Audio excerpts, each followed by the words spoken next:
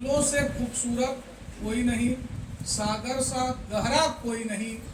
यहाँ उपस्थित सभी बच्चों की मैं क्या तारीफ करूं, इससे जहां में आप सा कोई नहीं।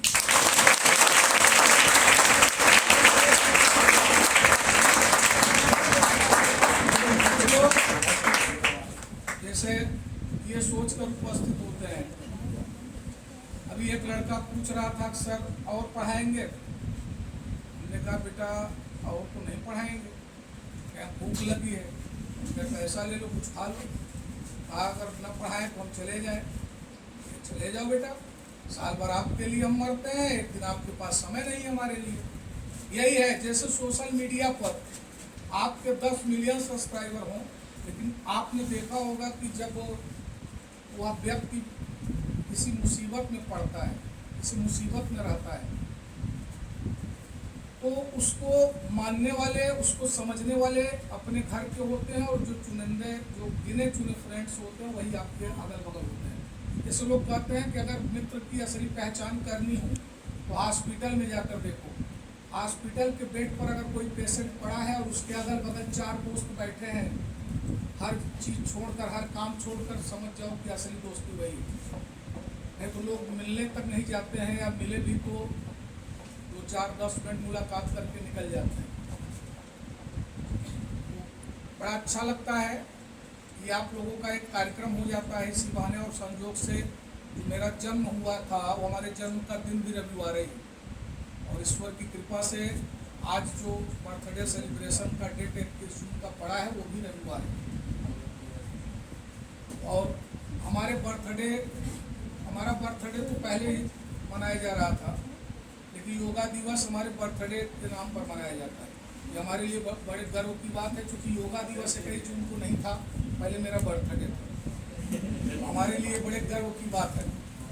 मैं उम्मीद करूंगा, मैं आशीर्वाद दूंगा, यहाँ उपस्थित जितने भी विद्यार्थीगण हैं वो सभी विद्यार्थीगण अपने जीवन में आगे बढ़ें, हर वो मुकाम हासिल करें जो उनके माता पिता की इच्छा है। अभी हमारे बीच में हमारे परम शिष्य आप लोगों के काफ़ी सीनियर हैं, 12-13 बैच के, 14 बैच के अनुसर, ये जानते ही हैं इनके बारे में। ये हमारे साथ 10-12 साल से हैं, हमारे हर मुसीबत में दिन रात खड़े रहते हैं।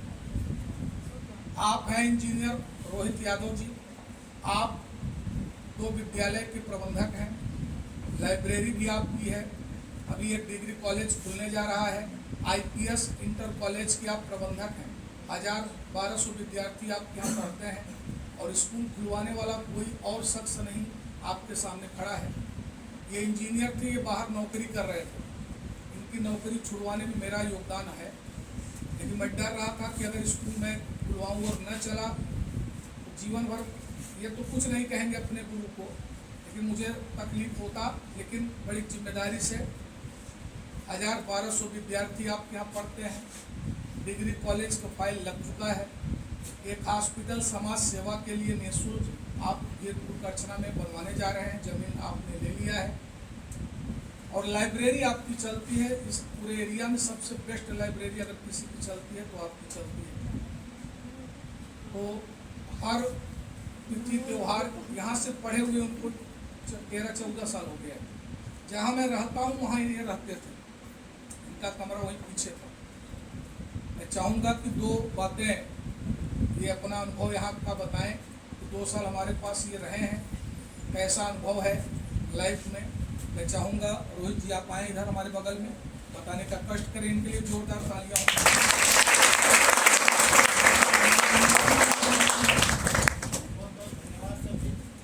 आपके आशीर्वाद से आज आपके साथ मेरा क्या, आपके सानिध्य में जो भी हमें ज्ञान प्राप्त हुआ, उसी की बदौलत आज अगर हम यहाँ पे खड़े हो पा रहे हैं तो शायद उसमें कहीं न कहीं सबसे ज़्यादा योगदान आपका रहा।